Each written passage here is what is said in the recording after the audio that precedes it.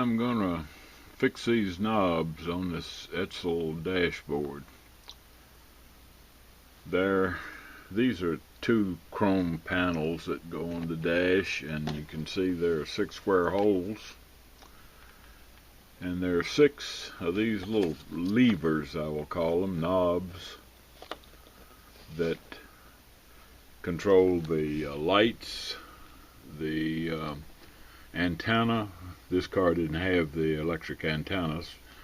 Courtesy lights, fan blower, heater blower, motor, wipers, and cigarette lighter. And each one of these had one of these levers or knobs. Well, over the years they deteriorate.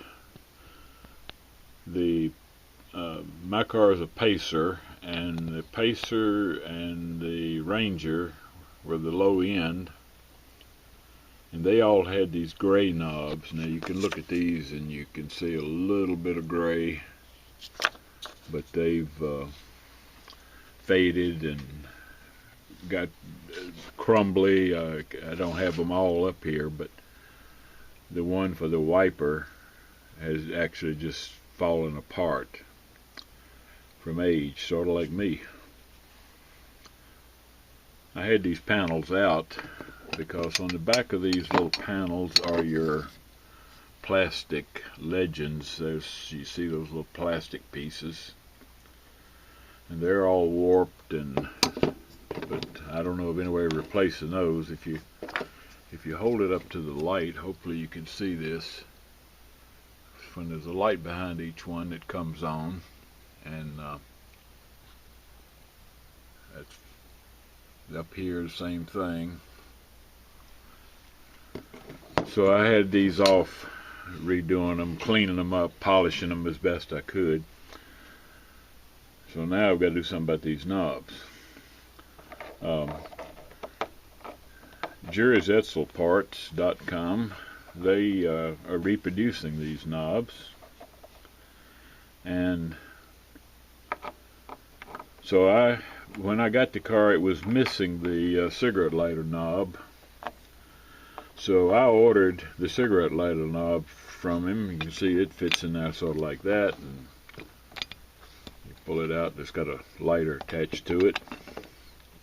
That's what all the knobs look like, except for the headlight knob. And see, you push it up for parking lights, push it down for driving lights, headlights, etc. So I had bought this one. Well, in the meantime, he has been making all the other knobs, and I have bought those. Let me see if I can get these out and show them to you.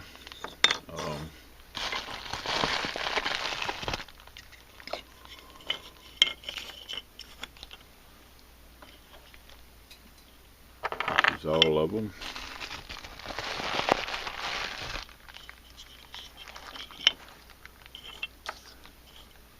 And so now go back to the cigarette lighter knob. This one they were injection molding. It's got a nice shiny look to it. You could probably use it as is. These, they're 3D printing, and they come out kind of rough. But these are meant to be sanded and painted. So that's what I'll have to do to these, sand them and paint. This is called a dummy. Remember I told you this didn't have an electric antenna, so this will go in place of this antenna slot here. It's just a dummy. It don't operate. So I've got to sand these new ones down and paint them. Well, I'd been trying to find a color that satisfied me, and let me reach over here and get a can of paint. I really couldn't find anything. This was the closest thing I could find. Let me get the cap to it. There's the cap. And that was somewhat close.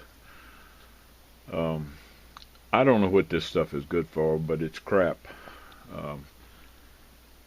I guess it would work on some things. It bonds to plastic, which was good, but Rust-Oleum you got to watch. Well, even Krylon, sometimes you have to watch it. If you're going to put more than one coat on, you better do it within minutes, because if you let that first coat dry at all and then put another coat on top, it's going to attack the first coat and bubble all up, and this stuff is even worse. I put a coat on and it couldn't have been more than 10 minutes, and I come back and sprayed another coat on, and brother, it just bubbled up and wrinkled up, and this stuff is crap as far as I'm concerned. Probably good for some purpose, I don't know what. So I couldn't find a color that satisfied me, and I use a lot of this Rust-Oleum automotive primer. This stuff is great, especially when you're restoring cars. Doing small items, you don't have to mix up epoxy primer for just a little small job.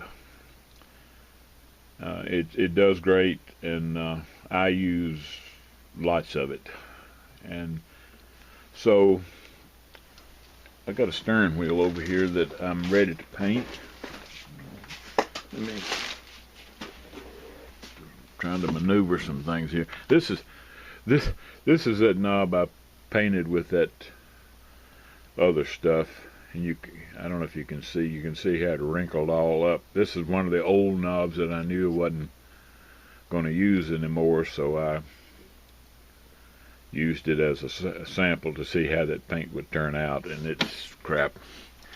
Here's a stern wheel I've done off of this Edsel. It's ready to paint, and that's that primer, that Rust-Oleum primer. And I said, that color is just about exactly what I want, except, primer always comes out a little fuzzy looking. So, to get back over here,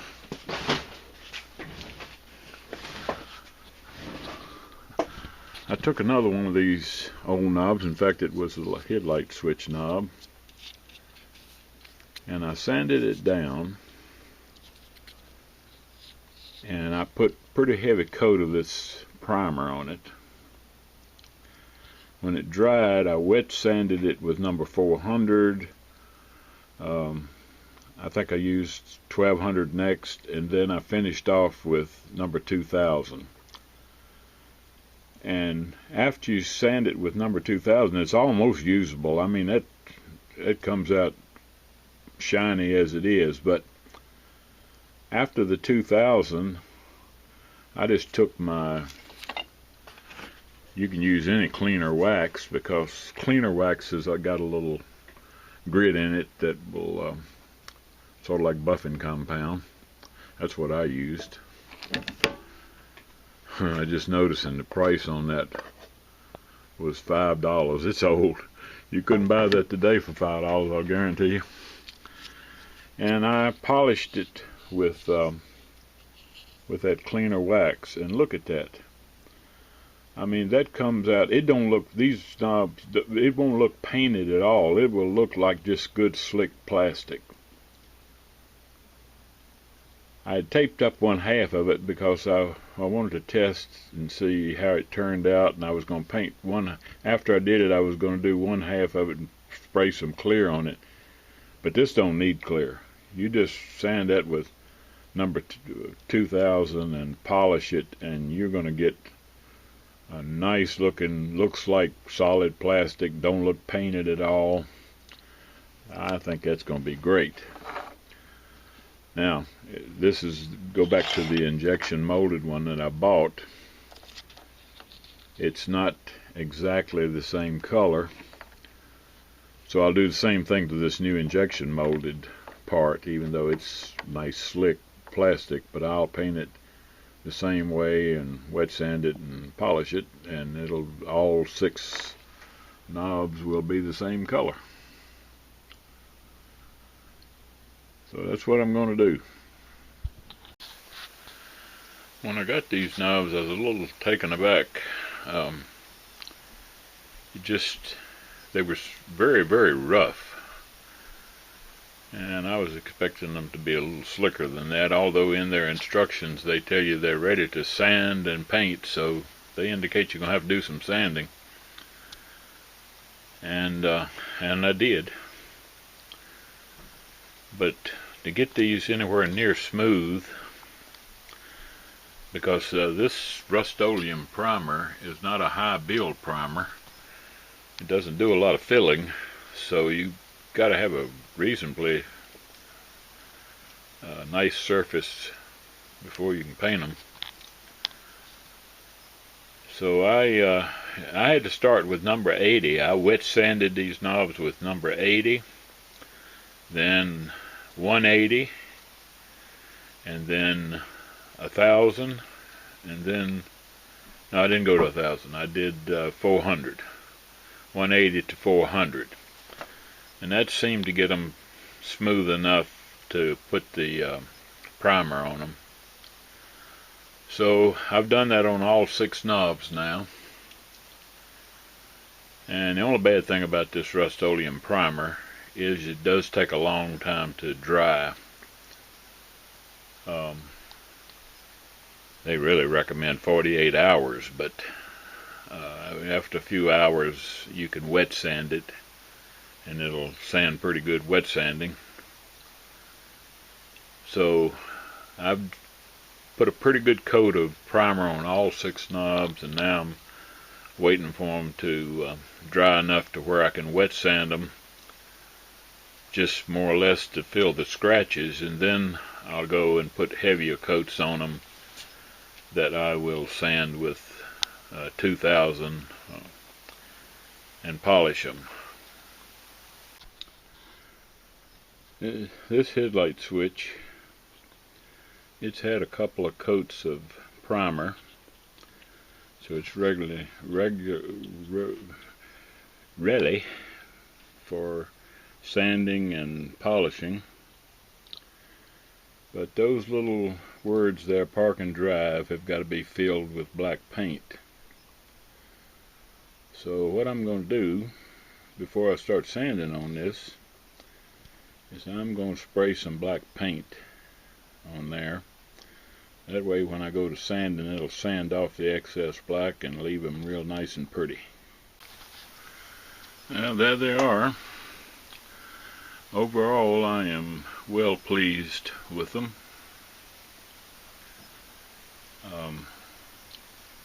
I had a lot of trouble with this light switch.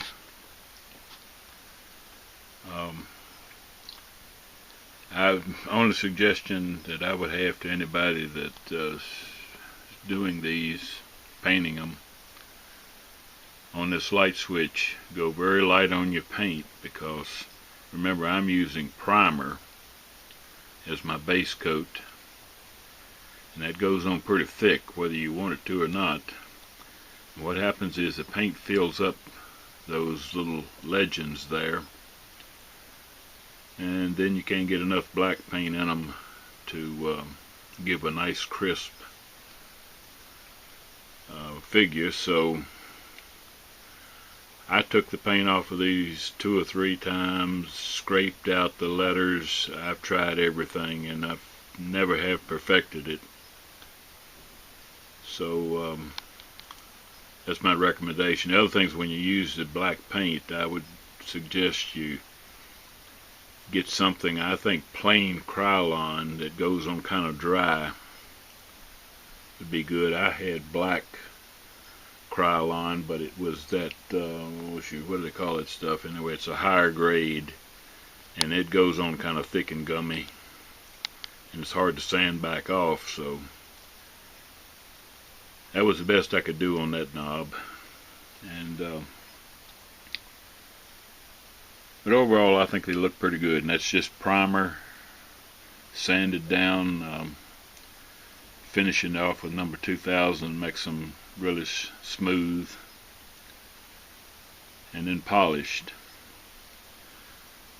The other thing, I was a little aback when I got these knobs. They were pretty rough. I guess that comes from the 3D printing thing. I'm not familiar with a lot with 3D printing, but you do have to sand them down smooth before you put any color on them. But in the end, they sure look a lot better than the originals. Let me see if I can find some originals here. This is the kind of stuff I was dealing with originally. There's a little warpage there because they're hard to get off. I had to heat them a little bit with a heat gun to remove them. So, but that's the kind of knobs that were on it. They were dirty, filthy. So overall, they sure look a lot better now.